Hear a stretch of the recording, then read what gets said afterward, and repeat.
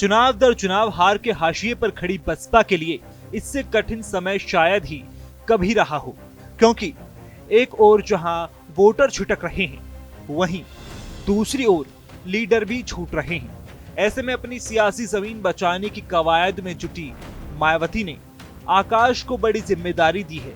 मायावती ने आकाश आनंद को अपना उत्तराधिकारी घोषित कर दिया। दरअसल रविवार को सभी राष्ट्रीय पदाधिकारियों और राज्यों के प्रमुख पदाधिकारियों की बुलाई बैठक में बसपा सुप्रीमो मायावती ने बड़ा ऐलान करते हुए अपने भतीजे आकाश आनंद को सियासी विरासत का वारिस घोषित कर दिया। फिलहाल आकाश को दूसरे राज्यों में पार्टी का जनाधार बढ़ाने का जिम्मा दिया गया है। आकाश आनंद जी को क्या जिम्मेदारी दी? उन्हें भाई जी ने कहा कि मेरे न रहने के बाद ये पार्टी के उत्तराधिकारी होंगे। तैयारियों के लिए जो राज्य कमजोर है वहाँ माननीय आकाश आनंद जी काम करेंगे।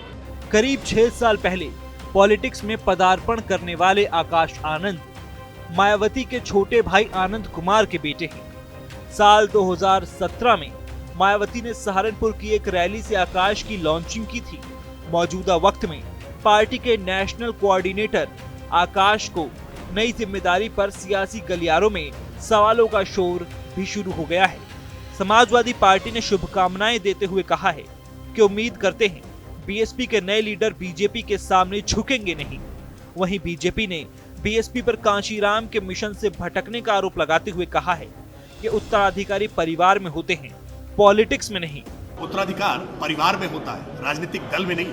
राजनीतिक दल जनता से बनते हैं, कार्यकर्ताओं से बनते हैं। पार्टी का अध्यक्ष लोकतांत्रिक प्रक्रिया से चुना जाता है, किसी उत्तराधिकार से नहीं। ये राजवंशों में होता था, मुगलिया सल्तनत में होता था, लेकिन बहुजन समाज पार्टी जो मान्यवर कांशीराम जी ने एक मिशन के रूप में शुरू की थी, वो कमीशन में बदली और अब पूरी तरह से परिवारवाद में डूब गई है। और यही कारण है कि आज बहुजन समाज पार्टी की हालत लगातार खस्ता हुई है। पार्टी के संस्थापक सदस्य एक एक करके पार्टी छोड़ करके चले गए। बीएसपी खेमे से ये बड़ी राजनीति घटना है। वहीं बसपाई खेमे से एक और घटना घटी। इमरान मसूद के बाद बसपा ने अपने सांसद दानिश अली को पार्टी से बाहर कर दिया। इस पर सपा मुखिया अखिलेश यादव ने भी तंज किया। वहीं दानिश ने भी इसे दुर्भाग्यपूर्ण बताया। गतिविधियों के चलते निलंबित कर दिया गया। जनता की संपत्तियों की लूट के खिलाफ मैंने आवाज उठाई है और आगे भी उठाता रहूंगा, क्योंकि यही सच्ची जनसेवा है। यदि ऐसा करना जुर्म है तो मैंने जुर्म किया है और मैं इसकी सजा भुगतने के लिए तैयार हूं। जब मैं प्रेस कॉन्फ्रेंस में आ रहा था तभी वो लेटर सर्कुलेट होने लगा। कहीं ऐसा तो नहीं उनको ये लग रहा हो कि समाजवादी पार्टी में आ रहे हैं वो। बहरहाल 6 साल पहले लॉन्च हो चुके आकाश की सियासी क्षमता का वैसे तो 2017, 19 और 22 में भी टेस्ट हो चुका है। हालांकि आकाश के आने के बाद बसपा ने सोशल मीडिया पर अपनी उपस्थिति जरूर दर्ज कराई।